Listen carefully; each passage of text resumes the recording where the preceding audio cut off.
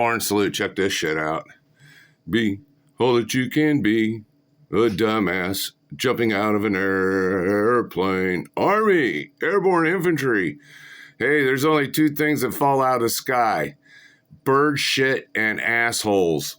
Since I don't look like bird shit, it narrows it down, don't it? Bird shit and assholes. Check this shit out, man. Ask me, anybody watching, is it really worth dying over? And if you sit there and tell me if you've ever done, you weren't scared, you're a fucking liar. Some people are adrenaline junkies. I'll give you that and actually get off on shit like this. Not me. Mama rose me better. I just didn't know what I was getting into. Check this crazy shit out. Be all that I could be. Not a whole lot, and glad I didn't die in the army. So I've been doing these videos of 27 plus, few in reserve.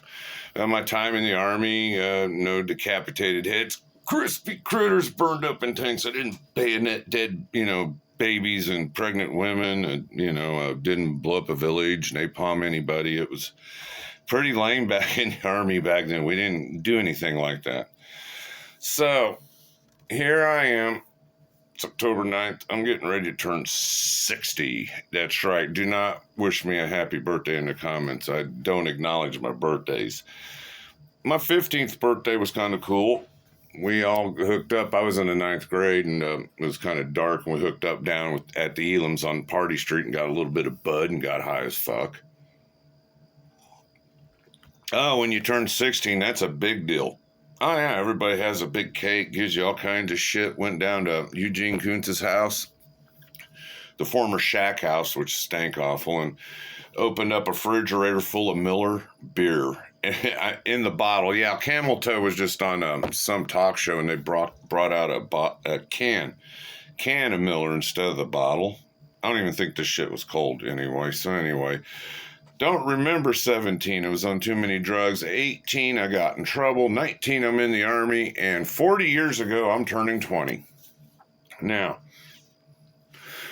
I had failed my piss test, the urinalysis. And what's funny is a lot of people today, since marijuana is legal and it's no big deal, it was a big fucking deal back in 1984, okay? It was a big fucking deal.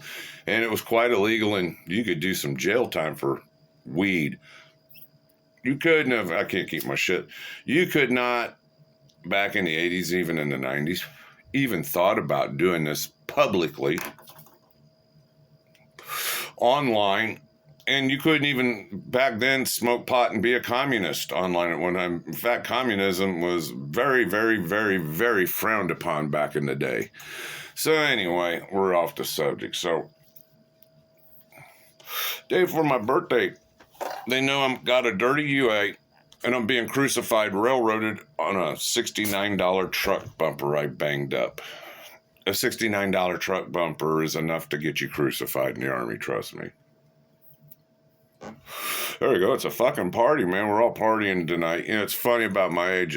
When I was younger, you'd want people around to party. Now that I'm older, it's like, just get the fuck away from me. I don't want to talk to no. I don't want your drama and your bullshit. If I want to talk to somebody, I'll just make a fucking video and you can watch that. So good luck to that. So anyway, I failed my UA. I wrecked a truck. That's destruction of government property. So it's October 9th. Come on in here, Private. We want to talk to you. And all the brasses in there. You had the first sergeant. You had the company commander, which I had absolutely no fucking respect for. A little bitty black dude out of West Point, Eddie Clark. Fuck you. And I got a good fuck you all these years later. Yeah, they said, you got all this shit's going on. What do you say for yourself? And I sat there and said, no excuses. Yeah, I said, no excuses. And they go, say what? And I said, my drill sergeant said, when I fuck up, just say no excuses. Now, let's go back to basic training. My assistant drill sergeant, in his infinite wisdom, he did not have jump wings on his shit. He did leg infantry for all his time. He became a drill sergeant, and I have a lot of respect for him because I was his bitch for the 8 weeks. He always said a couple things. Is when you fuck up, there's no excuse. Don't make excuses for fucking up. You just admit to it. I fucked up. No excuses. And take whatever abuse is coming your way. And another thing he always said was the true mark of a man is going to do something that he signed up to do. It might scare the living shit out of him, but going to do it anyway. And I think he was always referring to jumping out of airplanes, because he always said the true mark of a man is to overcome the fear, do what you said you were to do, and get the fucking job done. Just like, let's do this. Yeah, the true mark of a man, overcoming that fear and going out that fucking door. Well, you said you were going to do it. You can't chicken out even though you're scared. So anyway, no, I had a couple interviews before and after, and they go, well, what's your fucking malfunction? And it was no secret I couldn't run. I wasn't going to go to schools. I wasn't even being promoted. I had no future. I was going nowhere. The best thing I could pray for back then was maybe getting shipped off to Korea. They were afraid to do that. I would have started a war on that DMZ, no problem. So they go, what's your problem? I go, no excuse. Oh, that drove them crazy. So yeah, I guess the lesson tonight to be learned is no excuse. I think that's a problem with people in society. Like my wife here, Mel, she never learned this, and I've talked about it in a video or two back, to where something happens, like a guy picks up your Lowenbrow six-pack, he throws it on the ground, breaks every fucking bottle. You don't say nothing, clean up the mess, and go back down and buy another six-pack of Lowenbrow. Sometimes you just don't say nothing. You just learn how to keep your mouth shut. And when you get in trouble, why make excuses? It was actually good advice. Brian, what's your problem? No excuses.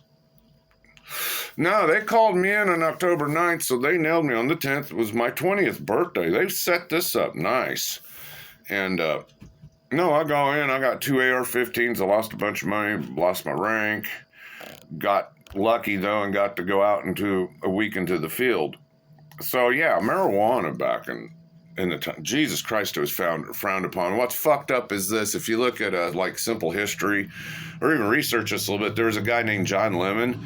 He was this grunt in Vietnam, I think in the first Cav, and he was high as fuck, a known marijuana user, and the dinks come in one night, gonna go over the wire and shit, and he got machine guns, he got fucking knives, grenades and shit.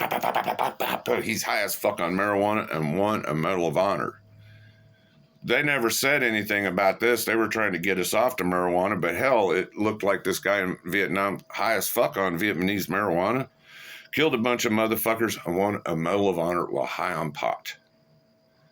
Again, people today, man, the weed's legal. They don't think about the struggles we had, like tattoos. Shit, if you had just one tattoo below your sleeves, that was tattoo. You had to wear long sleeves in certain work.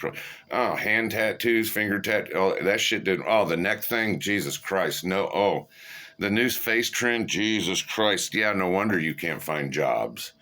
I had struggles just with a couple tattoos back in my day. So now, here we are today. It's 40 some odd years later.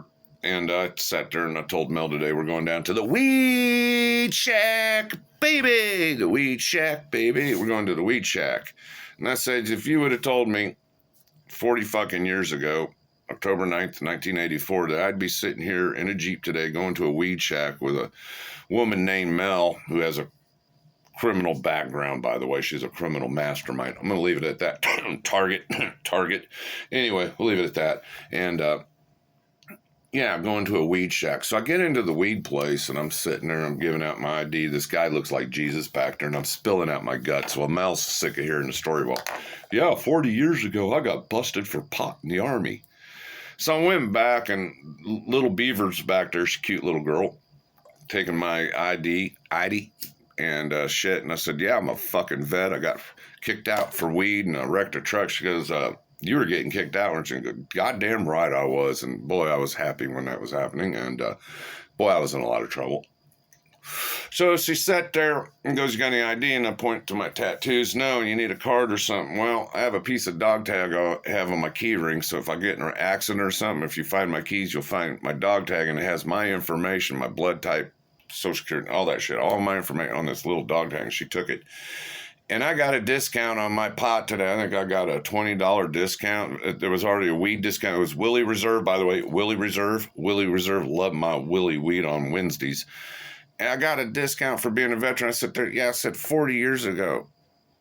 I got in trouble for smoking weed in the Army, and I was getting kicked out for it, and glad it happened. And oh my God, how awful! And yeah, I used to jump out of airplanes too. Really? Yeah, you can show people these jump. They don't know what the fuck it is. I gotta look outside. Pull security. I live in a weird neighborhood.